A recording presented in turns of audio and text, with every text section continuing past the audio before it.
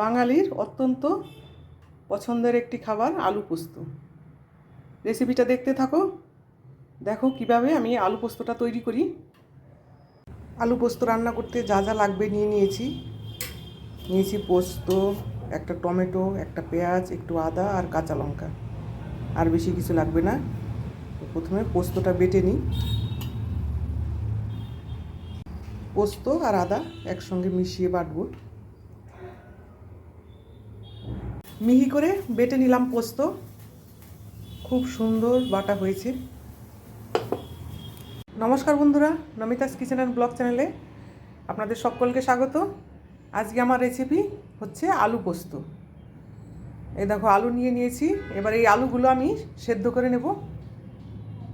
আলু সেদ্ধ ছাড়াও বানানো যায়, কিন্তু আমি একটু সেদ্ধ করে আলু পোস্তটা তৈরি করব। সেদ্ধ করে নিলাম আলু, সেদ্ধ করে খোসাটা ছাড়িয়ে নিলাম। এবারে কেটে নেব। সেদ্ধ আলুগুলোকে ডুমো করে কেটে নিলাম। এদিকে আছে পেঁয়াজ কাটা, টমেটো, কাঁচা লঙ্কা আর পোস্ত বাটা। তাহলে চলো রান্নাটা শুরু করি।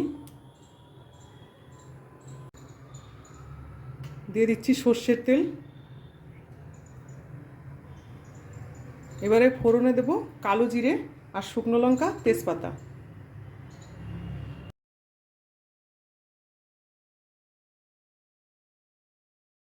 প্রথমে দেব কেটে রাখা পেঁয়াজ।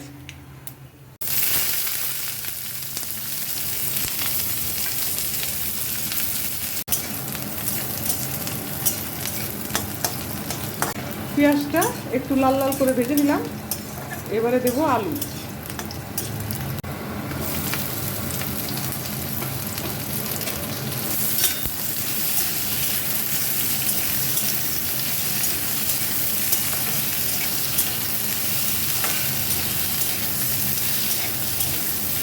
দিয়ে দিচ্ছি টমেটো।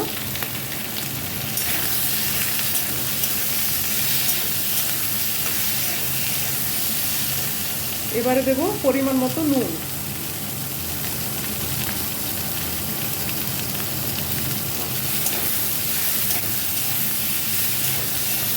দেব সামান্য একটু হলুদ।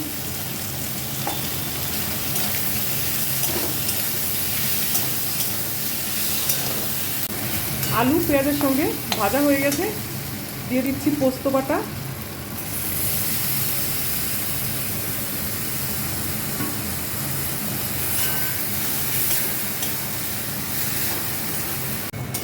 আমার কাছে সেদ্ধ আলু পোস্ত খেতে বেশি ভালো লাগে, সেই জন্য আলুটা আমি সেদ্ধ করে নিয়েছি। তোমরা চাইলে আলু সেদ্ধ নাও করতে পারো।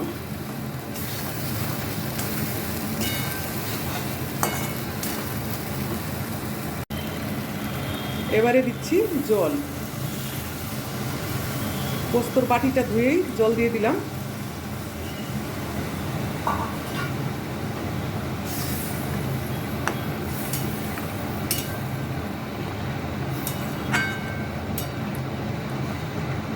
দেব চেরা কাঁচা লঙ্কা।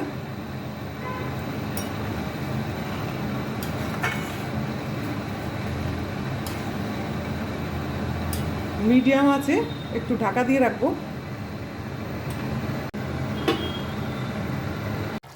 ঢাকনাটা সরিয়ে নিলাম।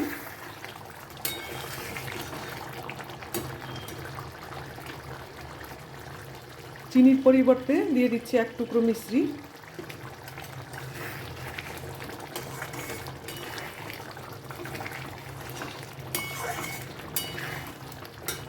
এবারে ওপর থেকে দেব সামান্য একটু কাঁচা সর্ষের তেল।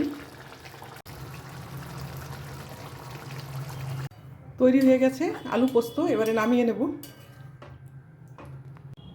আলু পোস্ত বাঙালির প্রিয় একটি খাবার